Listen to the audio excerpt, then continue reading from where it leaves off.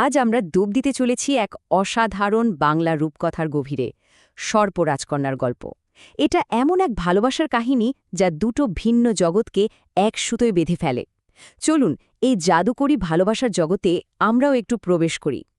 ভাবুন তো একবার, কি দারুণ একটা লাইন দিয়ে গল্পটা শুরু হচ্ছে। এই একটা লাইনই যেন আমাদের সেই সময়ে ফিরিয়ে নিয়ে যায় যখন কল্পনার বাস্তবের মধ্যে কোনো ফারাক ছিল না, যখন মনে হতো প্রকৃতি সত্যি আমাদের সাথে কথা বলছে। আর এই গল্পের শুরুতেই আছে এমন একটা কথা, একটা অদ্ভুত প্রতিশ্রুতি, যেটা আমাদের নায়িকার জীবনটাকেই এমন এক পথে নিয়ে যায় যেখান থেকে ফেরাটা আর সহজ ছিল না। এই জাদুকরী পৃথিবীতেই থাকত এগলে। দেখতে যেমন সুন্দর, মনের দিক থেকেও ছিল ঠিক ততটাই সাহসী এক তরুণী। তো একদিন কি হলো জানেন, নদীর ধারে হঠাৎ জল থেকে উঠে এলো একটা কথা বলার সাপ, আর একে দেখে সোজা বিয়ের প্রস্তাব দিয়ে বসল। ভাবা যায় ব্যাপারটা? এগলে তো অবাক, একই সাথে ওর বেশ কৌতূহলও হচ্ছিল। ও ভাবল এ নিশ্চয়ই কোনো স্বপ্ন, আর কিছু না ভেবেই স্বপ্নের ঘোরেই যেন রাজি হয়ে গেল।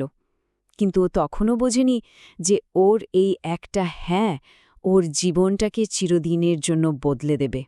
এগালের ওই একটা হ্যাঁ বলার পরেই কিন্তু খুলে গেল একেবারে নতুন জাদুকরী জগতের দরজা।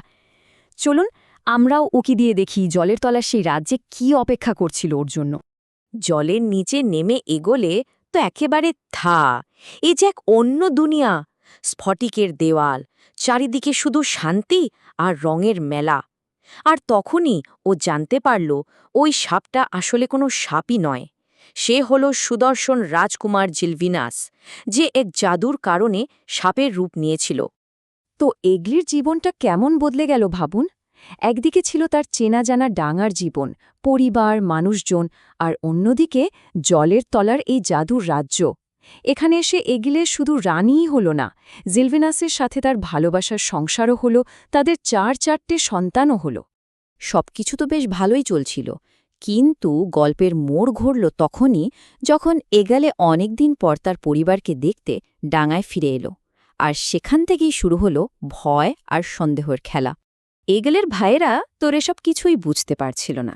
মানে জলের তলার জাদু, মন্ত্র, এসব তাদের কাছে ছিল অজানা।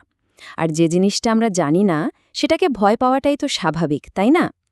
এই ভয় থেকেই তাদের মনে জন্মালো অবিশ্বাস। তারা ঠিক করল জেলভিনাসের ভালোবাসাকে পরীক্ষা করতে হবে। আর তাদের সেই পরীক্ষার পরিকল্পনাটা ছিল সত্যি বলতে বেশ ভয়ঙ্কর। তারা ঠিক করল এগলে আর তার বাচ্চাদের কাছে যাবে, তারপর কোনোভাবে বাচ্চাদের ভুলিয়ে ভালিয়ে সেই গোপন গানটা জেনে নেবে, যে গানটা গাইলে জিলভিনাস ডাঙায় চলে আসে। উদ্দেশ্য একটাই, জিলভিনাসকে তার নিজের রাজ্য থেকে বের করে এনে অসহায় অবস্থায় আক্রমণ করা। আর এরপরই এলো গল্পের সেই টান টান উত্তেজনাপূর্ণ মুহূর্তটা। ভাইদের ওই ছলনা ভরা পরীক্ষাটা এবার সত্যি হতে চলল, যার পরিণতি ছিল খুবই মর্মান্তিক। এই ছিল সেই গোপন গানটা, জিলভিনাস, প্রিয় জিলভিনাস, যদি বেঁচে থাকো সাগরের ফেনা দুধে ভরে দাও, আর যদি না থাকো তবে রক্তে ভরে দাও।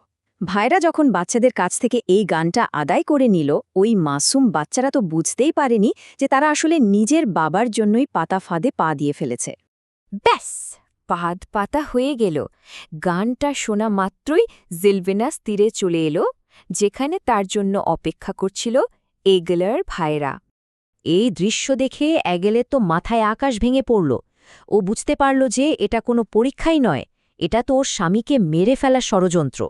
ও মরিয়া হয়ে ভাইদের বোঝানোর চেষ্টা করল, কাকুতি মিনতি করল, কারণ ও জানত জলের প্রাণীরা ডাঙায় বেশিক্ষণ বাঁচতে পারে না। কিন্তু ওর কোনো কথাই কেউ শুনল না। যখন এগলে দেখল যে সব পথ বন্ধ, তখন পরিবারকে এই ভয়ঙ্কর সংঘাত থেকে বাঁচাতে ও একটা চরম সিদ্ধান্ত নিল। নিজের জাদু দিয়ে নিজেকে আর সন্তানদের গাছে পরিণত করে ফেলল। ভাবছেন এখানেই গল্প শেষ? না, কারণ এরপরই আসে সেই মুহূর্তটা যখন ভালোবাসা ভয় আর হিংসার বিরুদ্ধে জিতে যায়। চোখের সামনে এই ঘটনা ঘটতে দেখে ভাইদের হোশ ফিরল। তারা বুঝতে পারল তাদের ভয়, তাদের অবিশ্বাস কি সর্বনাশ ডেকে এনেছে। অনুশোচনায় তাদের বুকটা যেন ফেটে যাচ্ছিল। ওদিকে জেলভিনাস মারাত্মকভাবে আহত, দুর্বল, কিন্তু তারপরেও নিজের শেষ শক্তিটুকু দিয়ে সে ওই জাদুটাকে উল্টে দিল, বাঁচিয়ে তুলল এগলে আর তার সন্তানদের। দেখুন, জেলভিনাস কিন্তু কোনো হিংসার মাধ্যমে নিজের ভালোবাসা প্রমাণ করল না, সে প্রমাণ করল নিঃস্বার্থ আত্মত্যাগের মাধ্যমে। আর এখানেই গল্পটা আমাদের সবচেয়ে বড় শিক্ষাটা দেয়। জেলভিনাস তার শ্যালদুকদের ক্ষমা করে দেয়, কারণ সে জানত আসল শত্রু কোনো জাদু বা মন্ত্র নয়, আসল শত্রু হলো ভয়, আর ক্ষমা হলো সেই আশ্চর্য শক্তি যা ভয়ের দেয়াল ভেঙে দিয়ে ভালোবাসার একটা সেতু তৈরি করে। আর এভাবেই শেষে দুই পরিবারের মধ্যে আবার মিলন হল, একে অপরকে বোঝার মাধ্যমে ডাঙা আর জলের দুই আলাদা জগৎ অবশেষে শান্তিতে এক হয়ে গেল। এই অসাধারণ রূপকথাটা আমাদের একটা খুব জরুরি প্রশ্নের সামনে দাঁড় করিয়ে দেয়, তাই না?